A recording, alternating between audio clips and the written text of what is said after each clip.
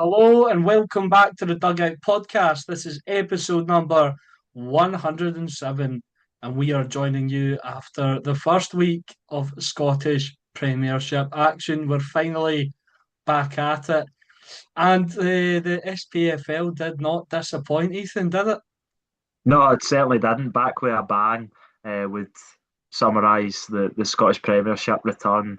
You had absolutely everything you could have asked for. Comebacks, multiple comebacks within a single game. Probably a game of the season contender already. Excellent goals, controversial decisions in general, penalties, red cards, last minute winners, title contenders dropping points. I think you had absolutely everything you could ask for from the opening weekend, and I'm just loving having it back. And obviously, another thing which I think we might have mentioned before, but it was excellent that all the games were on the TV as well, so you could watch all of them. I think we got through most of them, missed a few through work commitments, but I think between the two of us, we've obviously caught up on the highlights, and I think we've all seen we've each of us has seen at least one of us, sorry, has seen each game. Was what I was trying to say, but no, great to be back. And how's yourself, Alex?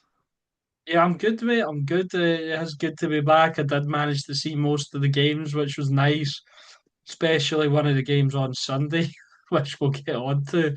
But yeah, no, I'm good. Good to be. It's good. It's just good to be back, and yeah, it didn't disappoint at all. We'll start with maybe an upset. The upset of the weekend, maybe you could call it. Friday night, Dundee United versus Rangers, and it was a one each draw, and probably Dundee United deserved the win. They did open the scoring in the first half.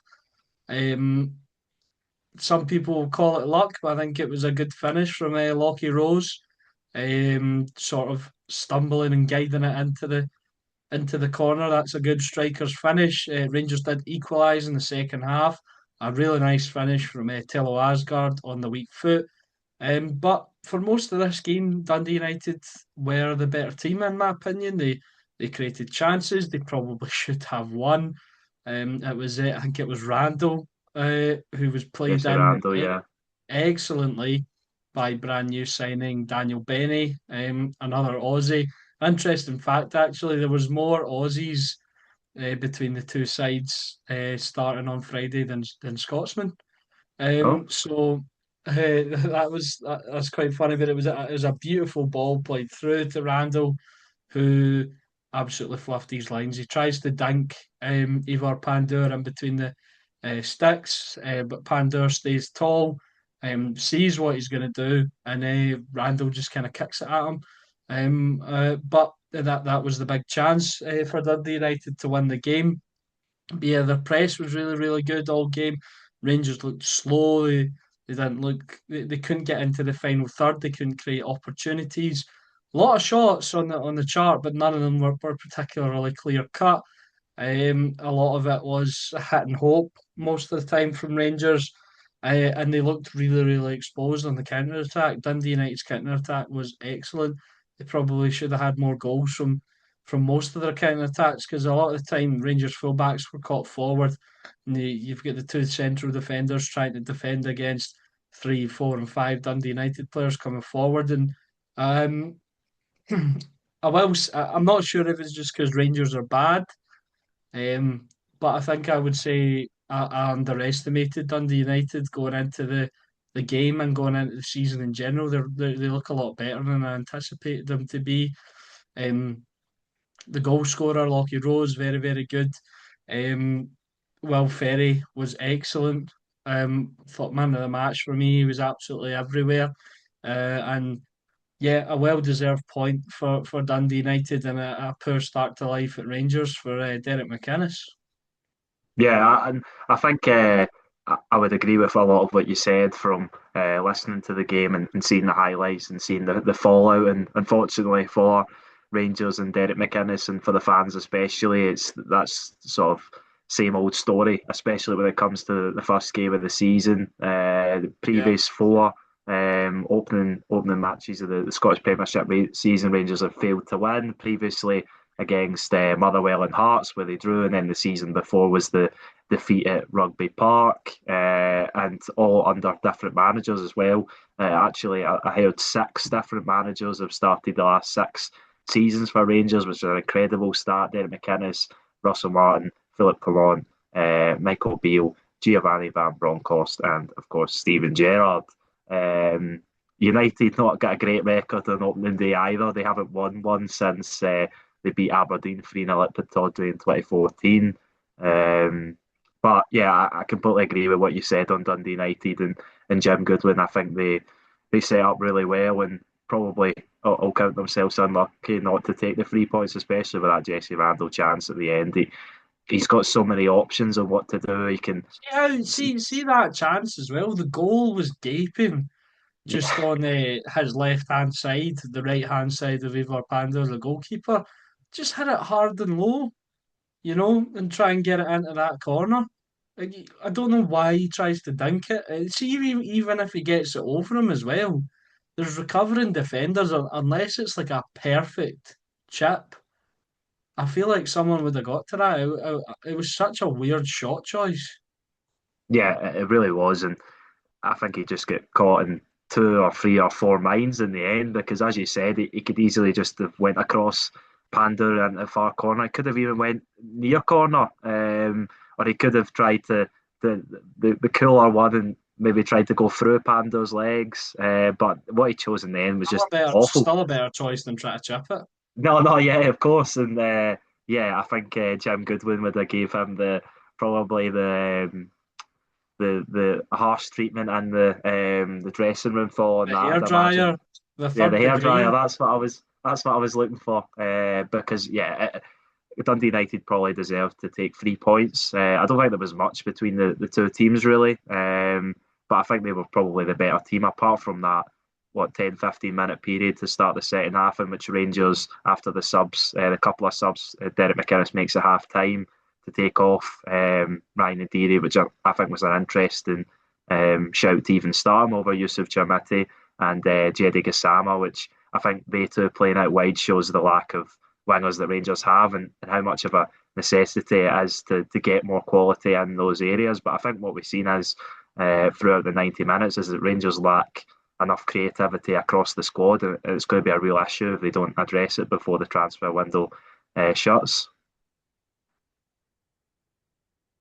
Yeah, sorry, I heard shouting in my house there, and that just threw me off a little bit. It looks like Rangers are going to bring in a winger. He may even be announced as we're recording this. Um, Daisuke Yokota from Hanover 96. There we go. I couldn't get just pure stalling. That just threw me off shouting out in my hall.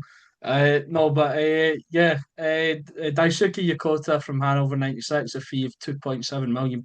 He is a left footed right winger. He is Japanese. I think possibly Rangers' first ever Japanese player he will become, following in the footsteps of their rivals. Celtic have obviously had a few players over the years, more in recent years. So he looks all right. He doesn't look like possibly my preferred signing, which would be Fares Gejemis, who Celtic and Rangers appear to be interested in, who have both had bids rejected recently for him. Um, but he looks like he'll cost a lot, and I don't see Rangers paying the kind of fee Frosinone are looking for him. I don't see Celtic paying that type of fee either. But I guess we'll see what happens. But yeah, it looks like they are finally addressing the issue. One more issue that's arisen from this game, though, it looks like Rangers will need to bring in more centre back cover. Olwetha Makanya has visa issues, going to Poland on Thursday, and Ben Godfrey is out for 4 weeks with a muscle injury, which is quite irritating because despite the poor performance, I thought he actually looked all right before he had to go off. I thought Manny Fernandez looked the less assured of the two. Unfortunately for the big man, I hope he's not went back to what he was when he first came in. But Yeah, it'll be interesting to see what Rangers can do in that area. Because I think they do need at least another winger. In addition to Daisuke coming in, and obviously now they need another centre half. So there's still a bit of work to do, in the window before it shuts. Yeah, yeah, certainly. And I thought I'd agree with you on the Emmanuel Fernandez point. I think he was especially poor for the Dundee United goal because he comes out of the shape to try and win the ball. He doesn't win it. And then obviously Dundee United get it out wide before getting it He done across, that a and couple of times, by the way. he Okay, doesn't track he, back into the box either, and then Lachlan Rose is free to get the shot away. And as you said, I think some people were saying that he didn't know much about it, Lachlan Rose, but I think it's a sort of instinctive finish. He just tries to get something on it, and obviously gets enough on it to get it by Pandor. But yeah, Fernandez was poor in it. I yeah, heard he done, like I said, he done that a few times. He tried to step out and win the ball, and he was nowhere near it. And then the defense was short. yeah. When trying to recover, and Dundee United were, they've got a lot of pace in that team. It's just a shame they couldn't put it together more often. In terms of their interchanging play, I think that's something they need to work on when they get into those areas because they're going to pass up on a lot of goals this season, a lot of big chances. But yeah, he did look really out of place, like he didn't know what he was doing. It was weird to see from him. Hopefully, just a blip. Yeah, because I think Rangers need it. They need everyone in that starting 11 on their A game because I think, as we've seen in the opening weekend, and as we probably said in our predictions, there is, like last season, maybe cliche to say, but there isn't any easy games in this league. If you're having an off day, even if you are a Celtic or a Rangers, then you will be punished. And I think that's what we've seen. I thought, as you said, Dundee United were the better team, and I think they showed the potential that they have, especially with some of the signings and the Australian or well A League, I'll say especially because obviously Jesse Randall, New Zealand international, who made a few appearances off the bench for them at the World Cup, but the rest of the players, Rollins, Rose, Benny, who came off the bench and put that excellent ball through to Randall, all Australian, and obviously it's worked after Sapsford, what he showed last season. Some of the other signings for United, I'll say in particular, Jack Walton. I think he's that goalkeeper that they needed from last season because it was a problem area, and obviously he was excellent in the previous time he was at Dundee United. So yeah, I think Dundee United looked really strong, but as I said, it'll be a competitive division. They had a few standout performances across the pitch as well. Dylan Tate, I think, really fitted in well to that midfield dynamic, and as you said, with Will Ferry, just proving his quality again. And if they can hold on to him, it will be probably Dundee United's best bit of business of the summer. But when there's sort of 7 million, 7 figure moves being quoted, and it may be difficult for them to hold on to them. In terms of the Rangers team, I don't think that midfield two of Cammy Devlin and Mohamed Diamande will really work going forward. Obviously, you've got Tochi Chukwani there. If you're going to move Nicholas Raskin on, I imagine Rangers will get a replacement in there. And I think they need a replacement of a Well, big quality player who can run at see that. in terms of the middle of the park, Cammy Devlin and Diamande. I thought Diamande was the better of the two as well. I thought Cammy Devlin was absolutely anonymous. Maybe one or two good tackles, but he really think he really struggled. Maybe he needs a bit more support around him, or you need or you need a more creative midfielder than Mohamed Diamande beside Cammy Devlin because Diamande he's not a creative midfielder. He's what I'd call a utility man. He can kind of do it all to a fairly decent level. But he's not. I wouldn't say he's a specialist in any area. Cammy Devlin is a specialist, but I think he did look a bit overrun at times, and he struggled to progress the ball, which from which I've heard from Hearts fans is a theme of his play. He doesn't really progress the ball that often.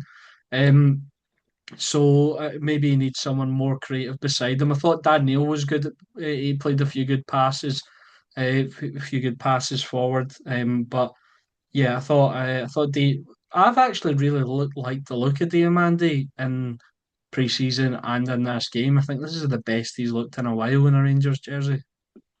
Yeah, quite possibly. But as you said, I agree with the points you made on the type of players they are. I think you do need someone else who's comfortable at getting on the ball and really dictating the tempo of a match. I don't think either of those two players are that complete player that you need. And I think when Raskin, we imagine he is going to depart, although he was announced in the European squad, I believe, that Rangers will get a replacement in there because I think they do need more in that area. I know they've signed a lot of players, but in that position, but it's the kind of different types of midfielders that you need. But speaking of a different type of midfielder, that I think you'll be able to provide better insight than me because you watched the full match. But from what I've heard and seen, and obviously he gets the goal, that Taylor Asgard was probably Rangers' best player Did on the I evening. say, by the way?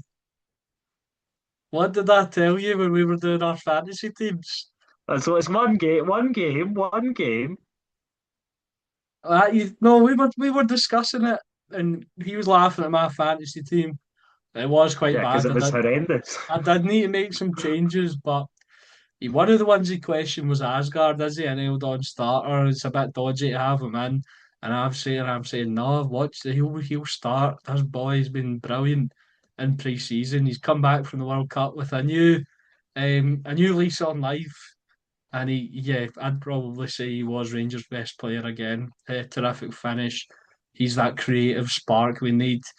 He can do things with a football that I don't think many can do in the Scottish Premiership. He doesn't do it often enough, uh, but he's technically brilliant. He looks like he's perhaps slimmed down a little bit as well from last campaign, which maybe is to help with him sort of moving and being able to get past. Because a lot of the time he would try those moves last campaign, and the pace would be too quick for him. He'd just get swamped.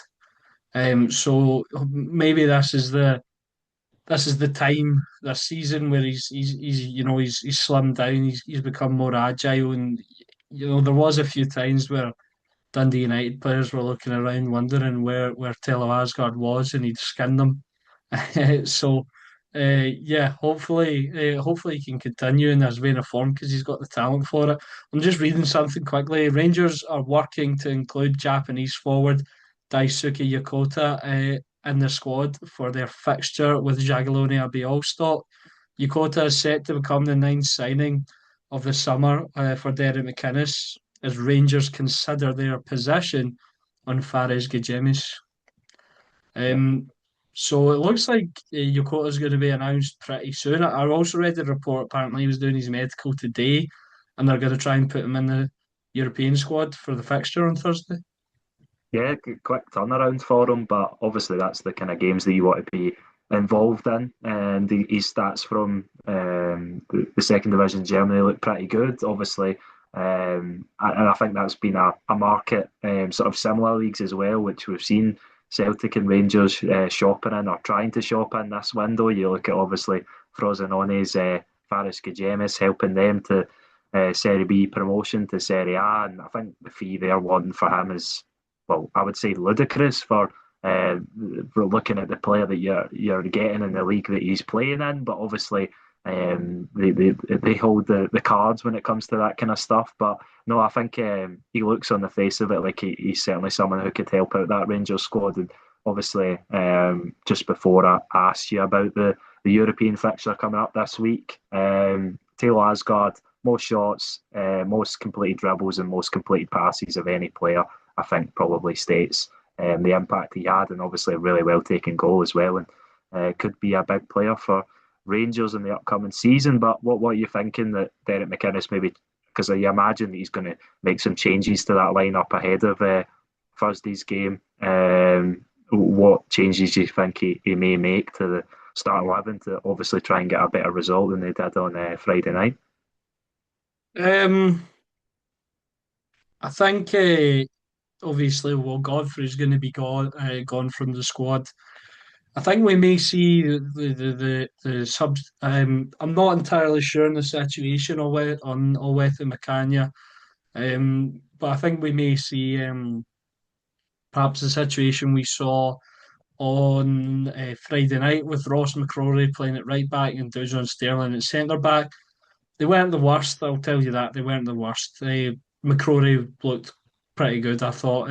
But I think we may see that. The thing is, Ethan, it's difficult because I'm not entirely sure what Derek McInnes views as his best squad yet. So I think obviously if Yokota comes in, I think he'll start. Um, I don't think McInnes is afraid to um, throw guys in who he thinks will do the job. So Daisuke, I think, would start if he comes in before on that right hand side. And Gassama will stay on the left. Curtis, interestingly enough, wasn't included in the squad, although I think that's maybe because he counts as like an academy homegrown. He doesn't need to be listed or something. Yeah, I Um, think that's possibly right. Yeah, which is a good loophole for a decent first team player. And I think he has to start Chermiti with Asgard just behind him. In terms of the middle of the park, if you I think if you want to start Cammy Devlin, you need to put Tochi Chikwani beside him. Um, because I think of the midfielders available, he's the best at progressing the ball. I mean, we've seen it before, Ethan. Some of the passes he makes when he's on his game, he's like a Rolls Royce in the middle of the park. So I think you would need to play Tochi Chikwani beside him. The two midfielders is something of a mystery to me. Um, Maybe Devlin and Dan Neil, or Neil and Diamandi, or something, but it's yeah. I think Diamandi and Chikwani would work as well. But I think if Devlin's to start, you need to have Chikwani. 'Cause I think he's the best ball progressor out of those other options. yeah. I think Doji Chugwani would probably, I would say, maybe barring Raskin, with his future, a mystery. You would say. I would say Chugwani's probably on the face of it the best sort of player to put in that position Rangers have got, but obviously Derek McInnes massive next 3 games now. They were anyway, of course, but the added pressure of dropping points on the opening day. It'll be interesting to see if Cammy Devlin is maybe as ineffective as he was in that opening game. Will he die on that hill? Because obviously he's a big admirer of Cammy Devlin. He was such a big part of the success at Hearts last season. That's why he's brought him to Rangers. So yeah, it'll be interesting to see how he sets the Rangers teams up over the next few games. But score prediction for that game in Poland. Um, 3-0 Rangers. 3-0. Oh, that's Yeah, a bold why shout. I'm gonna go with why not? I I'm gonna forgot go about with Lawrence Shankland in what do my you mean? lineup prediction. Yeah, no, Forgot he I noticed existed. that because the thing is that the predicament that McInnes is probably in now is that if he wants to play Yusuf Chamati and Lawrence Shankland both in the same team, he's either going to have to put one of them out wide, or he can try and start both of them up front. But then, are you really going to be allowed to play Taylor Asgard in behind them? I don't think they will really fit into the team. And can you take Asgard out after being Rangers' best You player could on play him Friday off night? the left and give him like a floating role.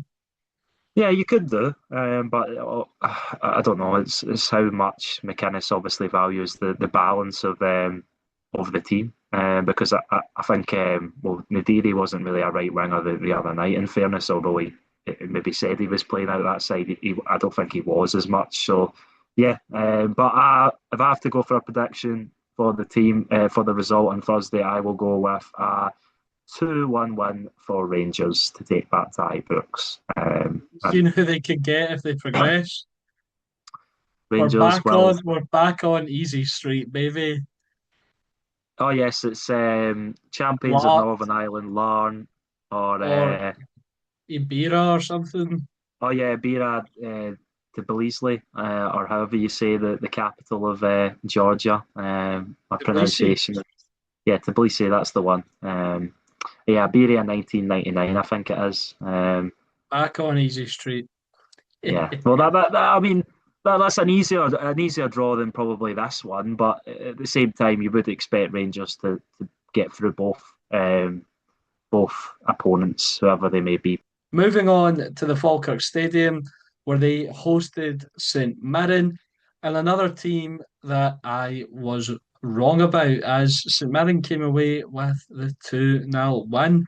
A decent performance from them. Killian Phillips with both goals. I can't remember which one it was, but it was a really good finish, getting in front of the defender. The It was the first one, yeah. first goal. Um, Disclaimer: I was at the pub during this game, so my memory might be a bit hazy. So please drink responsibly. But yeah, a really good performance from St Mirren. Wasn't the most entertaining game of football. I must say there what I don't know maybe if this was just affected by the alcohol, but I didn't think there was much quality in this game at all from either side. Quality in the finishes, but I didn't think there was particularly much. Isosa Sewell could have had 2 or 3 goals, I think, if he had his shooting boots on. Um, but I thought he was quite good in his overall play. This is just going to sound like I'm pure on the Rangers bandwagon, but I thought Paul Enciso was actually quite good as well in the middle of the park. Obviously, Killian Phillips with both goals had a good performance. Um, but yeah, wait a second here. I knew Chris Mockry was a striker. Robbie tried to convince me he was a centre mid. Eh, but anyway, sorry, I've just gone off on a tangent when I was looking at the squad. I don't think Falkirk had many answers or much quality going forward, and I think you're maybe proven right, Ethan, by them losing so many of their players. I think you could see that the lack of quality in that lineup. Yeah, exactly that. They had seven new signings in the starting 11. Falkirk, Ryan Strain, Craig Sibbald, obviously from Dundee United, have Premiership experience, and former buddy Scott Tanser as well, obviously. And then Jack McMillan as well into the midfield with experience in the Premiership a little while ago, previously playing for Motherwell, Partick Thistle, and Livingston. But yeah, I think Falkirk are going to struggle this season, and I think this game showed it. As you said, they didn't really have any answers for what Craig McLeish's team were, the threats they were posing to them. They didn't really look like scoring apart from that goal, which obviously ruled out. And maybe you could say wrongly or harshly. It's the free kick, and then it's the new Latvian central defender, Denis Melniks, who didn't have the best debut, I'll say. Obviously, Killian Phillips gets across him and does really well for that first goal, but he thought he'd helped Falkirk back into the game when he sort of flicked on the free kick to Ben Parkinson, who had only been on the pitch for 26 seconds when he found the net, but it was obviously ruled out for that handball in the build-up, which I think the commentary team were saying wasn't conclusive, and you could say it hit his arm, which yes, I understand that point, but I think it probably does, and it's right before the goal. But I don't know the exact ruling on handballs before goals because we know the rules are always changing. But I think Falkirk will feel really hard done by with that one. But then, as you said, Killian Phillips probably grabs the headlines off the likes of Paul Inseal, who had an excellent game in midfield, or the other new signing that really impressed me. I have to get his name. Yes, it was Henry Fieldson, the left central defender, 21. Was very high up for the first goal and actually gets the assist. He puts the ball in for Phillips's goal, and I think what was it, 4 chances he created, the most in the match, which for a central defender is pretty impressive. Obviously, Alex Skovic and Marcus Fraser allowing him to move forward a little bit, maybe more often than they would, but yeah, I think Killian Phillips scores two on the day and could have probably scored more. Sosa Soul should have squared one to him, and he was quite selfish in that sense. But when the two chances, the second one especially, good play from Roland Adogu, and then he tees up Phillips, and of course a bit of fortune tied to the deflection off the Leon McCann, which puts it by Scott Bain. But yeah, I think Killian Phillips has obviously showed last season and this season again already that he's going to be a massive player for the Buddies if they can hold on to him, because there's big rumours suggesting he may make a move to the States. So yeah, an excellent opening game for Craig McLeish. All credit to them, because a lot of people have written them off this season, and I think they could be a difficult team to stop, They're especially at going home. down. Robbie He's still Collins, sticking by it. Robbie Collins, yous are going down. No, but see, just on Killian Phillips there, Ethan. I think I saw the rumoured fee for him was like 350 grand, which doesn't seem like a lot, does it? No, not at all. I think St Mirren probably looking to hold on to him. Obviously, I don't know the contract situation, and as we know, that always plays into it. But he's been such a big player for them last season, even when they struggled. I think he scored some big goals and obviously starts the campaign really well. And you can tell the kind of swagger that he plays with. I don't know if you've seen that late on in the game when they were 2-0 up, he was playing Raboners down the line and in the middle of the park, and he just plays with that sort of that cool that he is the talisman at St Mirren, and I Yeah, think he loves that he responsibility. knows he's the best player on the pitch, eh? Yeah, and no, that's always good to see, especially when players can back up, and he certainly did do on Saturday. And yeah, all credit to them. But I think Falkirk will struggle under John McGlynn. So it looks like Falkirk and John McGlynn could have a bit more work to do in this transfer window. I think they need to strengthen. They've brought in some good sort of experienced Premiership players, but I think they need to bring in some more because they were bursting with like individual talent. I think last season, you think of the likes of Calvin Miller, Barney Stewart, even Ben Brogio, who they got on loan for the back half of the campaign. Um, what was the guy's name at fullback? Lisa as well. But yeah, He was probably really so. good. I think they got lucky with a lot of their signing because we were talking like this about Falkirk last season, Ethan, weren't we? About the strength of their squad, and I think they got lucky with a lot of their signings that they came good. They need a bit of that luck again. Yeah, they certainly do. And obviously, big consideration for this game is they were without Brad Spencer, suspended, arguably their best player. So that's obviously going to be a big miss for them. But they did look really poor, and not a lot of encouraging signs, I would say, coming out of this game for them. But I'd agree with what you said.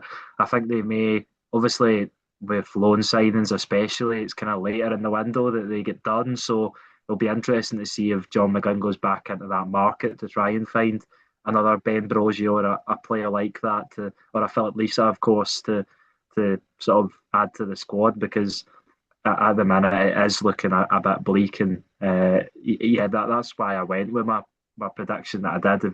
If you want to go and check out the predictions video and see it in full, then you obviously can do on the channels or on the Spotify. But yeah, I think they will just struggle. I think most positions they've got less quality than they did have last season, and yeah, as I said, with the John McLean rumours linking up to Scotland, it's going to be difficult for the players, maybe, and of course himself to focus on life at club level. But yeah, a disappointing start. But all credit to Craig McLeish and St Mirren. They looked excellent, by far the better team, and deserved winners in the day. And 100% record at the Falkirk Stadium since they returned to the top league last season. 3 wins from 3. So yeah, a happy away day for the Paisley Saints, and they hope they can continue that form into next week. Obviously, top of the league at the moment as well. The only team to win by 2 goals at the weekend, which probably again shows the competitiveness of the league. Yeah, But St Mirren yeah, fans screenshot that. You'll never see that again. well, you never know if they win next week at home. They've got at home at St Johnstone next week, so they'll be looking at that as another winnable fixture, and I I'm think sure they've St added. Johnstone will be looking at that as a winnable fixture as well after Yeah, I their know, performance. I know they will, but at home, I think St Mirren will fancy their chances, and I think some of the players they've added to the squad, like the likes of Paul and Sale, he looked like a player that's been playing in that midfield for years, and that was his debut game because obviously we spoke about that, and you tipped him to be one of the sort of what was it, My maybe up and coming. predictions for the players are looking pretty good so far, eh? Yeah, yeah, they are. You tipped them to be one of the sort of what was it, have a breakthrough season with the loan move to St Mirren before it happened, and obviously they got that over the line and able to start him in this game, and he didn't look at a place at all. So yeah, an excellent signing there, and I think they've got a really decent squad, and obviously they're going to try and add more bodies and more quality to that. But yeah, I think St Mirren really looked promising based on that opening day where we obviously got the chance to watch them, which is excellent about the opening day in Scottish football, getting to watch all the teams because usually that's not the case. But we really got a big sample size to go off of all the teams, and of course it's not a one game season; it's 38 game season, and these teams will have peaks and troughs of their Premiership form, but certainly a good start for St Mirren and less so for John McGunn's Falkirk. Yeah, absolutely. A great away day for the Paisley Saints. However, that can't be said for the Jambos. They went up north to play Aberdeen at Pittodrie. They did take the lead. However, a man who has seemed to have reclaimed form from years ago, Kevin Nisbet, scored a brace in the last sort of 5 minutes, injury time. I think one of the goals might. I think one of the goals is getting. I think the first goal is getting. Obviously not the penalty, but I think the first goal is getting given to Lewis Mayo. That's I've it. seen a few. I think I've seen a few things saying it was Kevin Nisbet's goal, and at the time, it was hard to see who put it in, who got the final touch, or who, what Mob body has got it part down to as it. Nisbet. Yeah, I've seen that, but Footmob's not always the most reliable. But I think Lewis Mayo, it was Lewis Mayo's goal, or at least that's what most outlets are going with. Well, I was a bit ambiguous, wasn't it? Yeah. But anywho, we'll go with Well, we'll, look, if you see if you look, you know what the funny thing is. See if you go into the Footmob lineup graphic, it says that Lewis Mayo has scored the goal as well, and Kevin Nisbet's only got one, and he's got an assist. So anyway. Nisbet was heavily involved, and then he scored the winner. So there we go.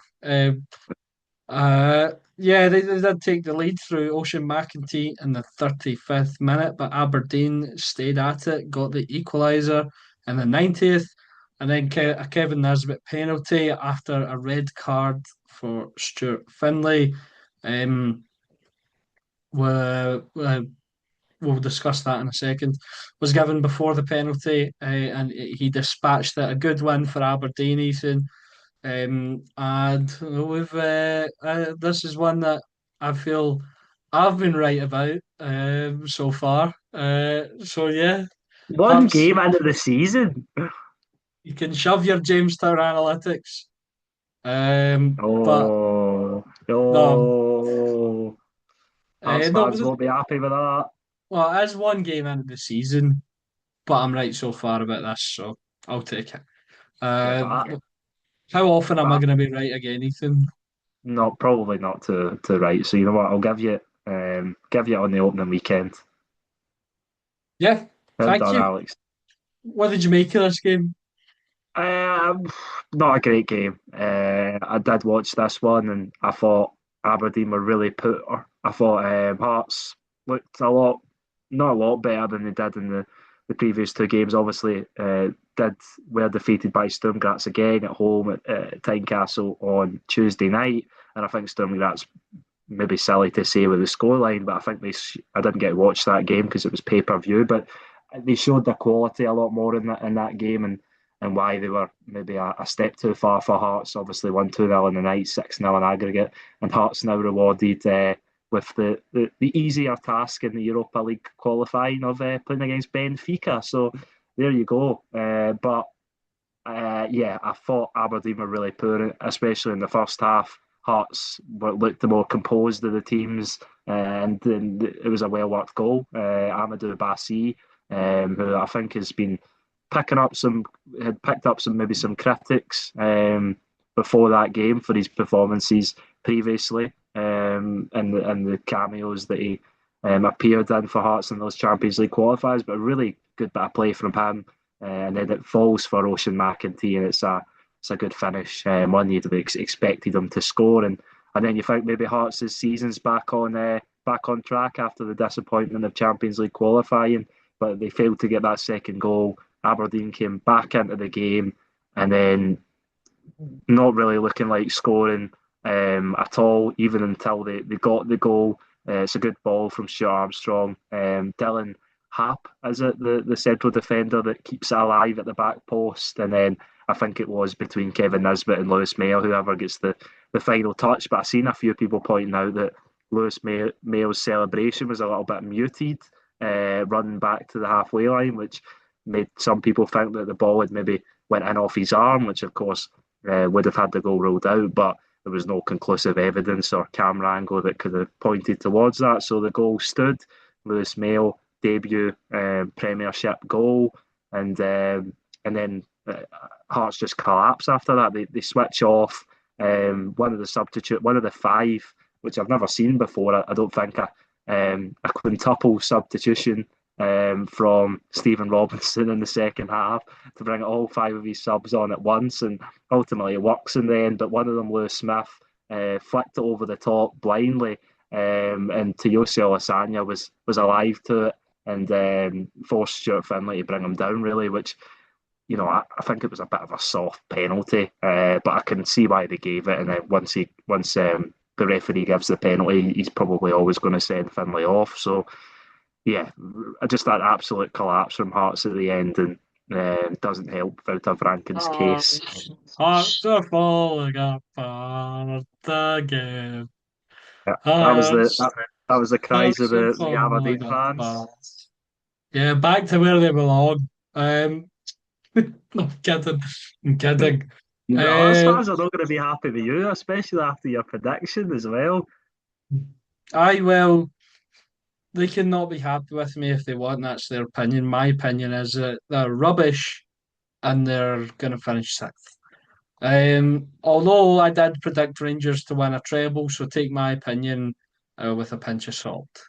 Don't worry, Uh, we always do on this podcast. It's never too serious. yeah, so a good win for the Aberdonians, for Stephen Robinson, and for all involved at Pittodrie. Good penalty by Kevin Nisbet. As you said, involved in the first goal, and as strikers do, or strikers should do, as we've seen in modern day football. Sometimes they don't. Stepped up to take the penalty and converted it really well into the top corner. And 7 goals already this season for him, 2 assists for the former Hib striker, of course, and marking his his first game is being the Aberdeen captain in the Scottish Premiership with a goal. The other stats that I was going to say in this one was that now, since these teams have played against each other in recent years, it's been 9 years since the away team won this game. So it looked like Hearts were going to break the streak, but Aberdeen ensured they didn't with equalise, and then of course going to win it. The 7th of May 2017 was the last time any team won. Any of these teams won away from home against each other was Aberdeen 1-2 at Tynecastle on the 7th of May 2017. And Hearts haven't won at Pittodrie since the 12th of May 2016. So over a decade now since Hearts last won at Pittodrie, which is an excellent start and quite a strange one. But yeah, I think Hearts in real bother. And how do you think that they might go on against Benfica, Alex? Um, the word massacre comes to mind. The word, I don't know, apocalypse, end of days, bloodbath. Is there any others that I'm missing, Ethan? No. Well, if you had to give a score prediction for the first leg in Lisbon, I believe the first leg is. then what do you think the score will be? Birmingham beat them 4-0, right? And in Austria, Yeah, 7-1. 7-1. So you're giving Hearts a goal. Yeah, Benfica will go like 7-0 up or something, and Hearts, they'll take their foot off the gas, and Hearts will get a wee goal. Okay. I'm going to go for 4-0 Benfica. Unfortunately, I can't see Hearts getting anything from the game, but I think the majority, large majority of Jambos are in the same boat in that sense. But an excellent trip for them, regardless. You know, that's what European football sometimes offers. Of course, you'd rather the trips in the actual competition, but yeah, funnier things have happened in football. You never know. But likely if Hearts are to drop out, they'd obviously drop into the playoff round of the Conference League, where they would face either Paid, Elena Miscond, or Rapid Vienna, who, of course, Dundee United faced in qualifying last season. So it does get a bit easier for Hearts, but still a very difficult in the following round if they are to be knocked out, which I am assuming is very likely. But yeah, Wouter Frank, a really difficult start. Three defeats, 8 goals conceded, only one scored.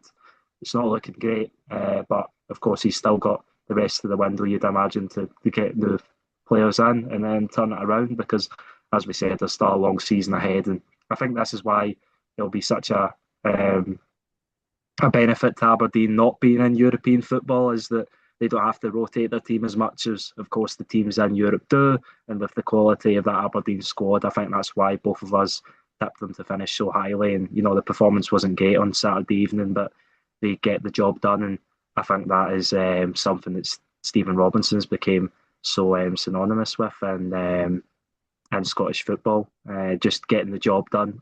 Sometimes not in the prettiest manner, but I think the Aberdeen fans just want to see winning football with the struggles they've been through recently, and I can fully expect Stephen Robinson to bring that Winning back to football instead of Scotland. whining football. Yeah, yeah, exactly that. That's a good way to put it. Are we done? No more Yeah, stats for yeah, this I'm one? done unless you have anything else to say about either team. I've been itching to get on to the best game I've ever seen. St Okay, Johnstone yeah, yeah, 4, Kilmarnock 3. What an absolute spectacle this was.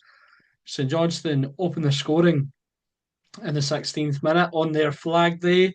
Of course, the champions of the championship. And the Josh Fowler with the opening goal. A really nice finish from him, actually, because he's coming away from goal. I believe he's on his weak foot as well. He sort of catches it on the half volley just into the bottom corner. Greg Kelty equalised in the 37th minute. Some great. It was a really entertaining game, Ethan, but some awful defending throughout. Oh, especially for this goal. Sort of the knock-on header, and it goes through a pack of St Johnstone players who seem to just watch it, and Kelty's in there stealing in at the back post. Um, some more poor defending for St Johnstone's goal in the second half, where they took the lead through Czech Diabate. Absolutely bulldozed. Was it Shelter Brown? yeah. It was, yeah. Ethan Yeah, Shelter Brown, yeah.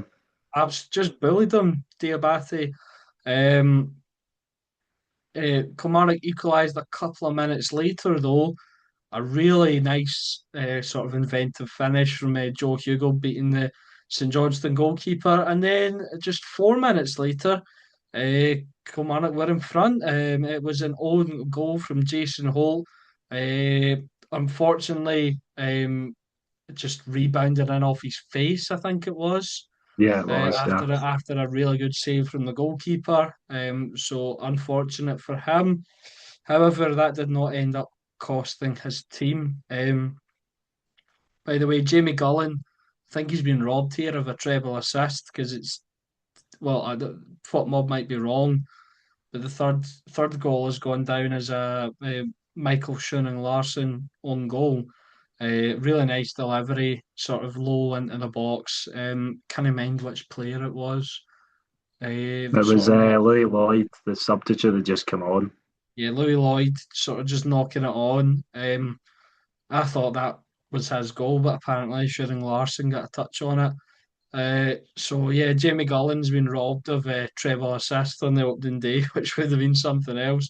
So it's three each in the 69th minute. You feel like the game's maybe calming down a bit. There's not going to be a winner.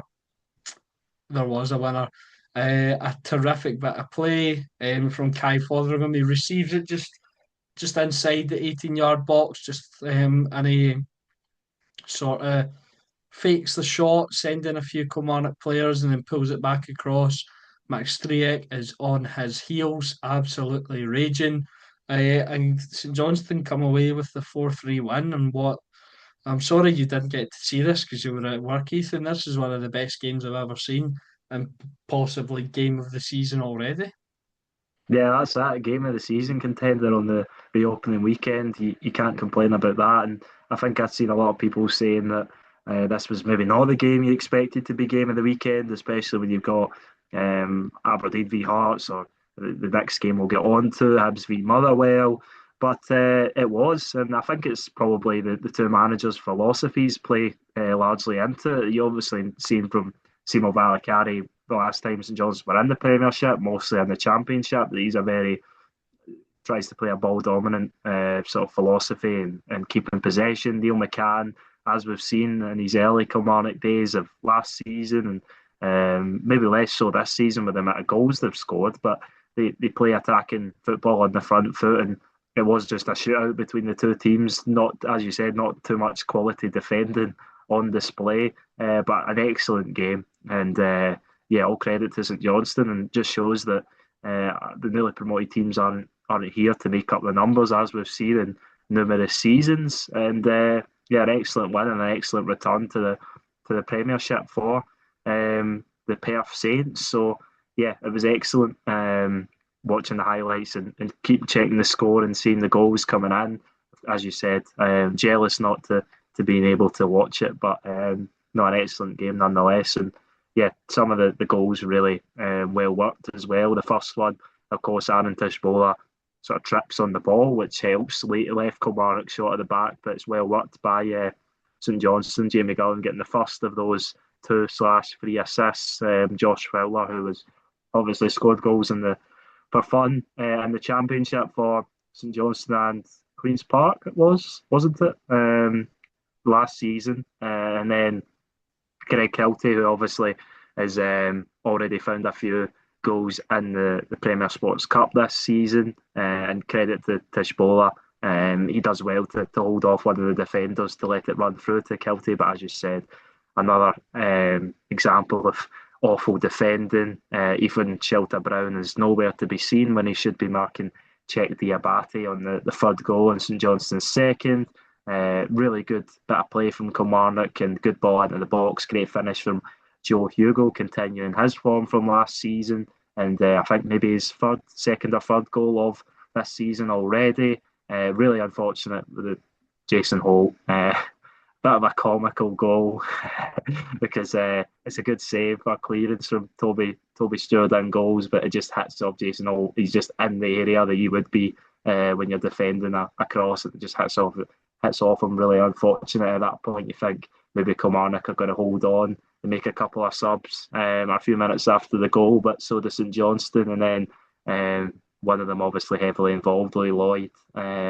Who, as you said, I think he did get awarded his goal at the time, but since being awarded an own goal by Michael Shawning Larson, and then Kai Foring, really cool for the winning goal. Good play by him initially to get out wide to Fowler, and then he gets it back and ice cool in the box, you could say, to sit down the Kilmarnock defender and finish it in the near post. And yeah, just an excellent advert for Scottish football. And I think we sounded like a broken record saying that last season, but hopefully more of the same this campaign. But yeah, just an excellent game, and that's going to be hard to beat. Although we were speaking about East Kilbride v St Mirren being hard to beat from the League Cup 4-3 obviously to St Mirren, and then this game probably trumps it a couple of weeks later. So yeah, Scottish football it's been excellent in recent years, and hopefully we can have as much drama as we did last campaign.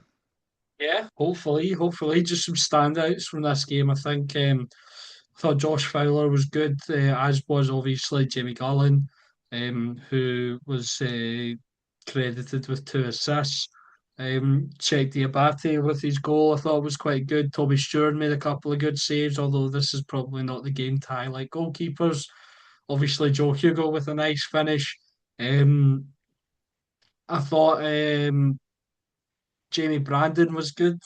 Interesting substitution at the time, though. Obviously, a concussion sub for Tyrese John Jules, but he brought on Jamie Brandon. But I thought Jamie Brandon was good when he came on. Eric Ring, Kilmarnock's new Swede, I thought had a good performance. Bailey Rice, this is when it gets to me just sounding like I'm praising every Rangers loan player. I thought he made a few good progressive passes, moved the ball along well, and then faded a little bit towards the end of the match. Um, who else? There was someone else. Obviously, Fotheringham.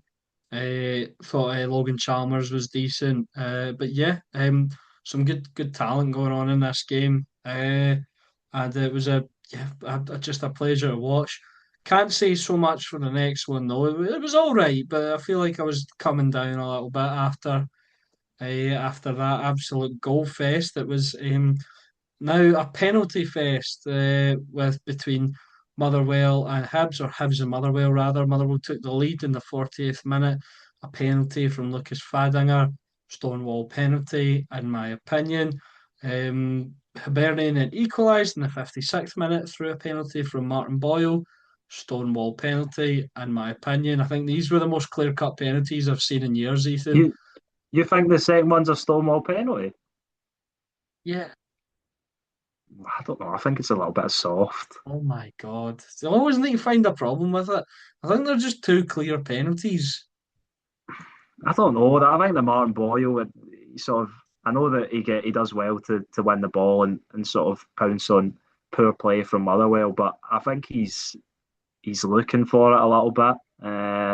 And right. Okay, I'm not complaining at the fact it's been given a penalty, right? But If the I wouldn't referees said complain. the football pitch was green, you would argue that it was brown.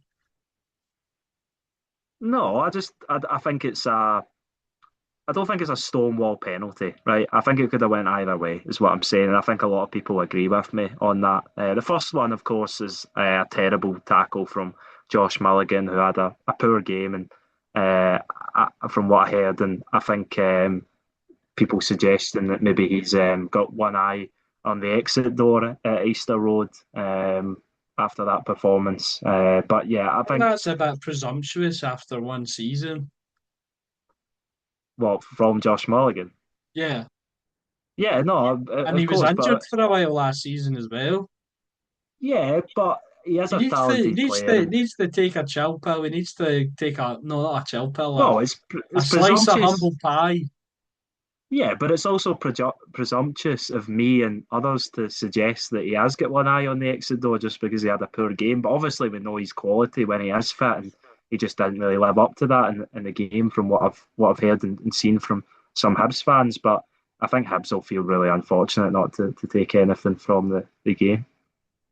Yeah, no, I think that probably could be the case. I thought Motherwell probably were the better of the two sides, though, just over the course of the 90.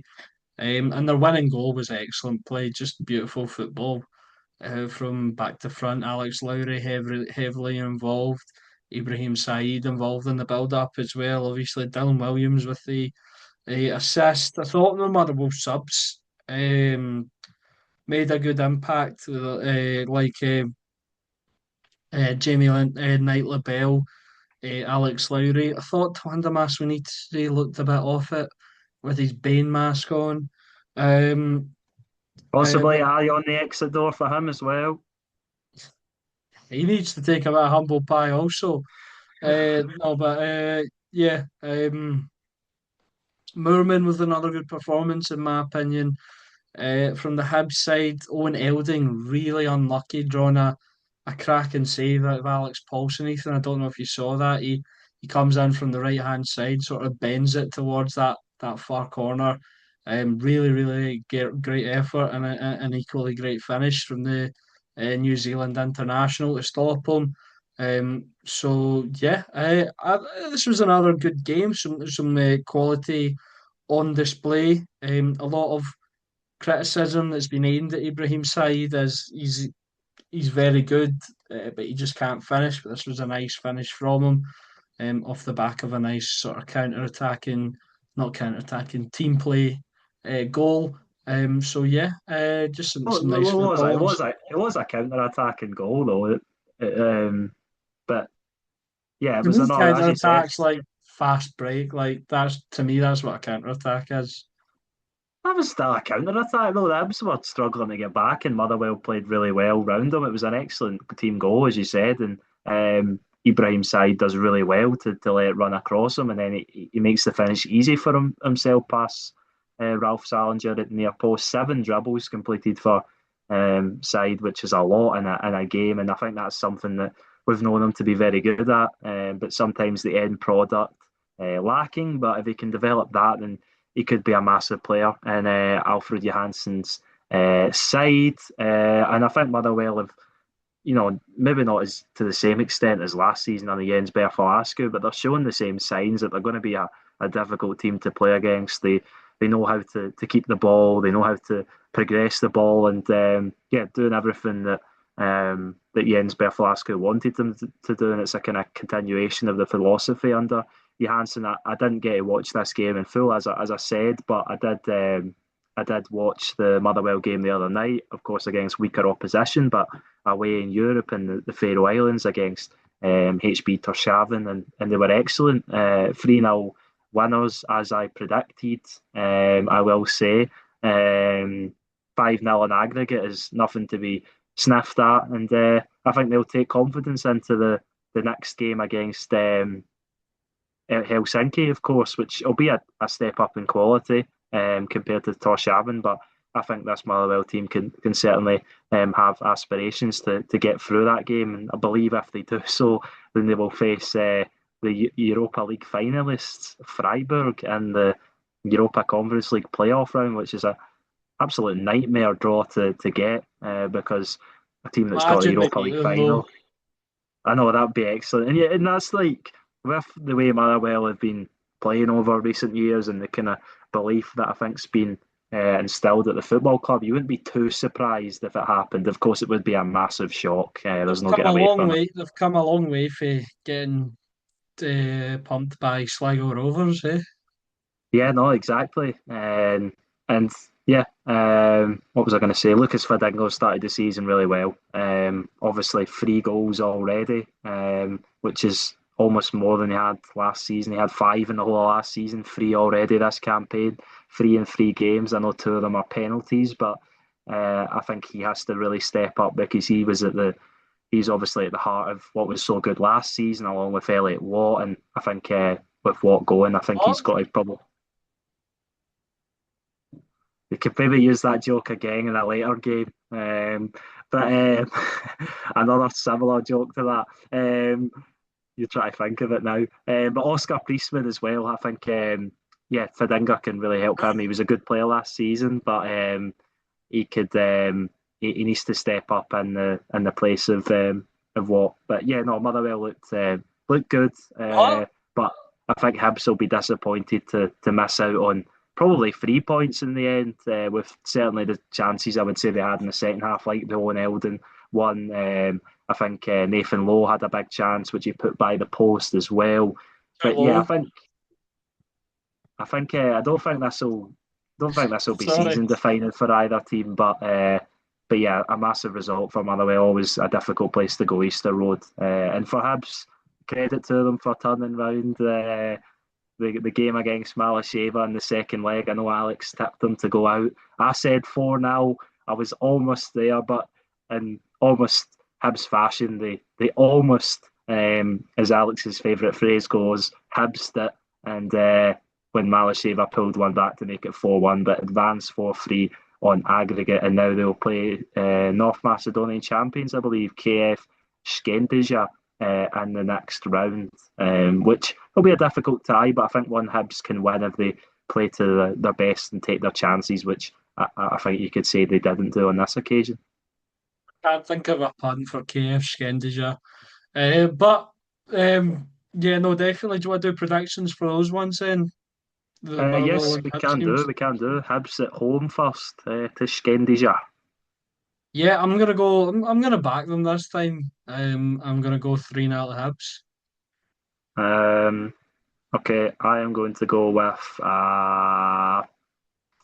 It's a big result. I'm going to go 2-1, 2-1 to Hibs. And I stand corrected. Scandija are not the champions of. Not They are North Macedonian, but not the champions. They finished uh, second last season behind Vardar Skopje, who of course Rogers Mato came from, if I'm not mistaken. The Hearts signing that is that we've not really seen a lot of at all. But big things are expected for him when he comes.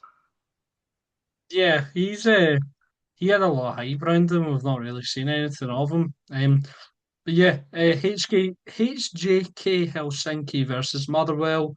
I'm gonna back the Steelmen to take a 1-1 draw. Uh, back to Fir Park. I'll go for a two each. I was thinking one each, but to be different, I'll go two each. I think a draw would be a good result out there.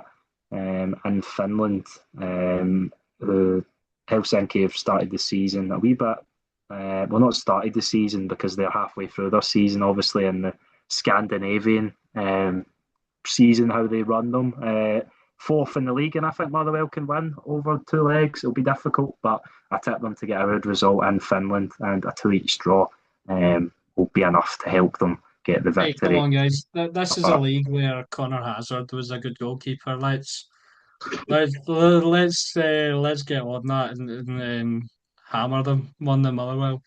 But moving on to the champions on their flag day, as well, I feel like they're supposed to open the league campaign, but due to Commonwealth Games and Calvin Harris and police concerns, Celtic had to play on Monday night at 7:30. Just before we get into the football, Ethan, how was that for you? A wee bit weird. yeah, it's a bit of a weird one having the flag raise on the last game of the opening weekend.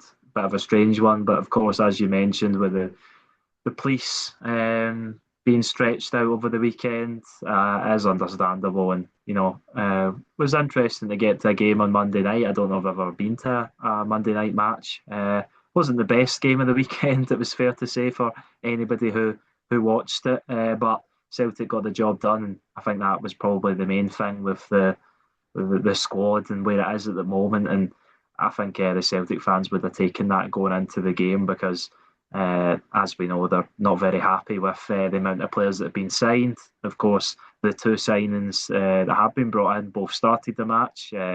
Casper Hu and Camille Duran, who was, yeah, there we go. There's the one I teed you up for earlier. Camille Duran obviously put out wide, not his Duran, preferred position Duran, as Duran, uh, Duran. as Martin O'Neill said after the game, and I think he said that he's going to work on, or they will work on in training, having both of them playing as a front two. So that's maybe something that the Celtic fans can be excited about. But I think it was a quality starting 11, probably the highest quality of starting 11 Celtic have at their disposal at the minute. But I think it's obvious that they need bodies in, and they need more quality in certain areas, especially when Kieran Tierney tires in the later stages of the game, and you're having to bring on a right back, Colby Donovan, and then move Alistair Johnston out to left back, which isn't ideal. But as I said, Celtic were probably the better team across the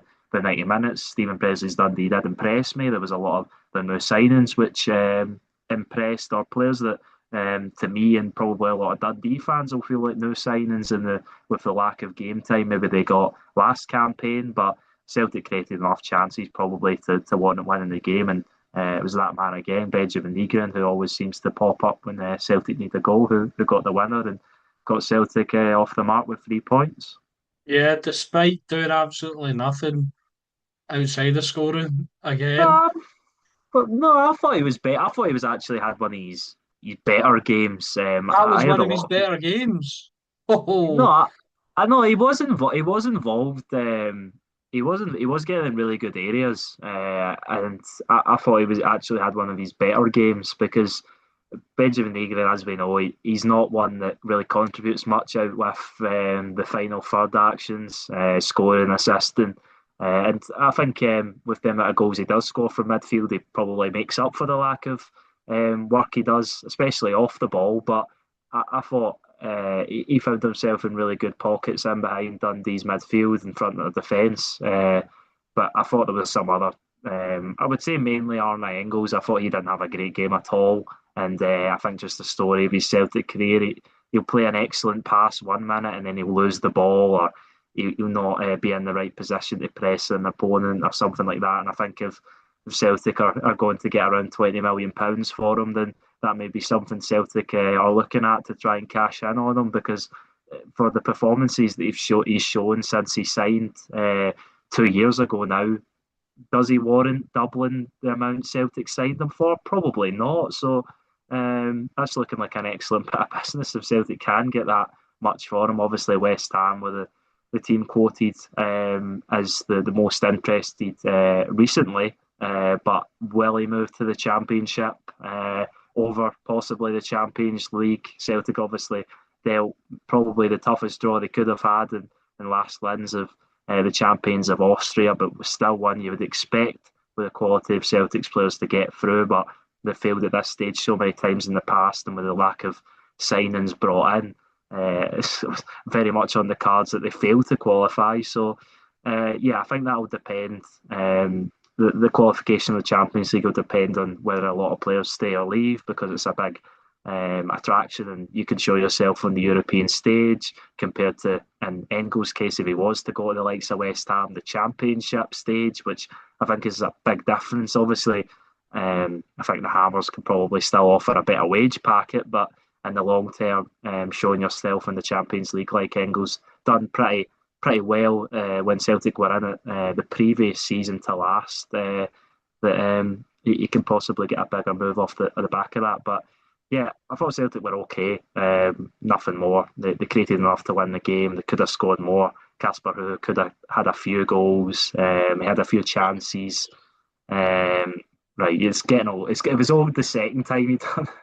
Casper who? But No, just on him though. I'm seeing people already got the knives out for him, got their claws out, saying get him out. get Start him coming. out, have you? No, not like get him gone. I'm just Ah, saying go like on. get him out of the starting 11, start coming Yeah, Duran through the middle. I've seen people saying that already on Twitter and stuff like that, and maybe in one of our group chats as well. But yeah, I think he was getting into the right positions. He was clearly aware that he didn't have a good game. I think he said in his post match interview he needs to do a bit of shooting practice. But he's getting in the right positions, and I think the goals will come eventually for him. If he's getting these opportunities, maybe a little bit in the style of perhaps a Cyril Dessers or a Yusuf Chermiti, where it might take him a wee while to get going. I have seen Bodo Glimt fans talking about how he will miss chances that will have you pulling your hair off your head. But I think that's just with every good striker. They'll miss loads of chances, but they'll also score. And I think he should be given time. He definitely showed his sort of instinct. He was getting in the right positions to have those opportunities. So I think he will come good eventually. In terms of Dundee's players, one that stood out to me was probably Joe Bevan. I thought he had quite a good game off the right hand side. He caused a bit of trouble. There was one where he nearly got from his own half through the Celtic team and got a shot on goal, but it was just Carter Vickers cleaning up at the last sort of second before he could get that shot away. But I thought he was pretty good. Charlie Riley had a good opportunity to score for Dundee. yeah, should have Um, scored. yeah, he should have. Uh, Other than that, I mean, I think Ashley Hay was decent when he came on as well. Other than that, I don't think there was any really standouts. I thought Dundee were okay. They were the worst team of the two, obviously. Celtic probably should have had more goals. But yeah, I think it just speaks to that this was quite a flat match. The Celtic were better, but they weren't amazing. And Dundee weren't dreadful, but they weren't great. They were like fine. Yeah, and I think there's certainly signs of encouragement for Dundee though going to Celtic Park on the opening day. With I think we spoke about a lot of the players, the key players from that Dundee team of last season not there anymore, and they've had to replace them sometimes from within the ranks, and that's what I'm talking about with the likes of Charlie Riley and Joe Bevan getting the starts, and Bevan especially. I'd agree. I was really impressed with him. There was one occasion as well where I think had it been any other Celtic central defender playing than Austin Trusty, he probably sort of breaks by him and gets the chance. But with Trusty's recovery pace, he sort of stops it. I thought Ryan Finnegan was pretty solid in midfield as well. First time seeing him. The other Bevan, Owen Bevan in central defence was pretty impressive as well. I thought they looked like a decent side, a really well coached team, Dundee, in and out of possession, I would say. And I think that's what we've learned from Stephen Presley, that he's not maybe the mug that a lot of people They thought looked. he was going to be. I thought they looked a threat from corners as well. Yeah, and long throw-ins as well in the first half.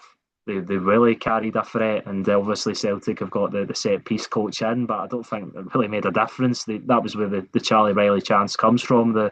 I think the long throw, Simon Murray does well to hold it up and then lays it off to him, and he probably should get a shot on target there. But yeah, I think Dundee will be okay.